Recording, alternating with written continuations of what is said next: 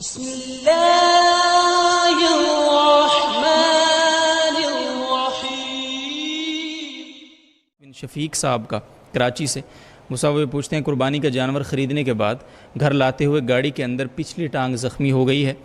اب وہ صرف کھڑا ہونے کے قابل ہے، چل نہیں پا رہا، ایسے جانور کی قربانی کے متعلق کیا حکم ہے؟ اگر اس کی جگہ دوسرا جانور قربان کرنا ہو تو پہلے کو فروخت کر کے اس کی قیمت میں مزید رقم کا اضافہ کر کے دوسرا جانور خریدا جا سکتا ہے یا نہیں؟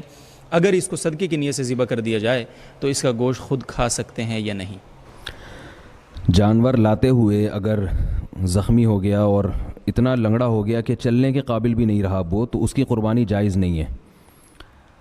لہذا اب اختیار ہے کہ آپ چاہیں اس کو بیچ دیں، چاہیں اس کا گوشت صدقہ کر دیں۔ اگر صدقہ کرتے ہیں تو خود بھی کھا سکتے ہیں، پورا جانور بھی خود کھا سکتے ہیں، آپ پورا جانور کسی کو کھلا بھی سکتے ہیں، جیسے چاہے کریں آپ، سب جائز ہے۔ البتہ بیچنے کی صورت میں اگر آپ نے اس جانور کو بیچ دیا تو نیا جانور جب آپ لیں گے تو آپ کو جو اس میں نفع ہوا ہے، یعنی جانور آپ یا تو اتنی ہی قیمت کا لیں جتنا میں آپ نے پہلا جانور بیچا ہے، اور اگر آپ اس سے کم قیمت پہ نیا جانور لیتے ہیں تو اضافی جو آپ کو نفع ہوا ہے وہ نفع آپ کو صدقہ کرنا پڑے گا۔ یہ جو میں نے حکم بیان کیا یہ مالدار آدمی کا ہے، یعنی اس آدمی کا حکم ہے جس پر قربانی واجب تھی،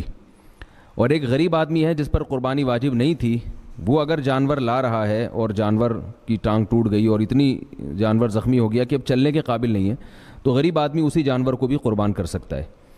تو یہ مسئلہ ہے کہ جانور لاتے ہوئے اس میں کوئی ایسا عیب پیدا ہو گیا، لیکن یہ یاد رکھیے کہ اگر جانور کو ذبح کرنے کے دوران کوئی عیب پیدا ہو گیا،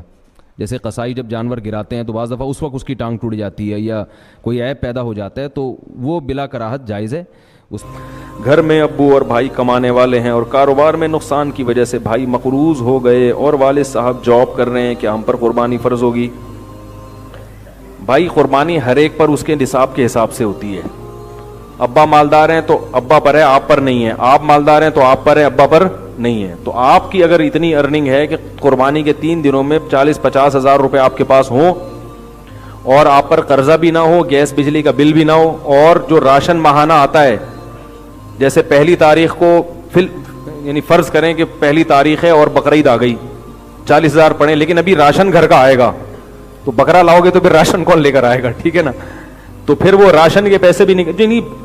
جو بنیادی خرچے ہوتے ہیں وہ نکال کے 40,000 یعنی 52.5 تولہ چاندی تقریباً 40,000 کی اتنے بچ رہے ہیں، تو پھر قربانی واجب ہے، ورنہ واجب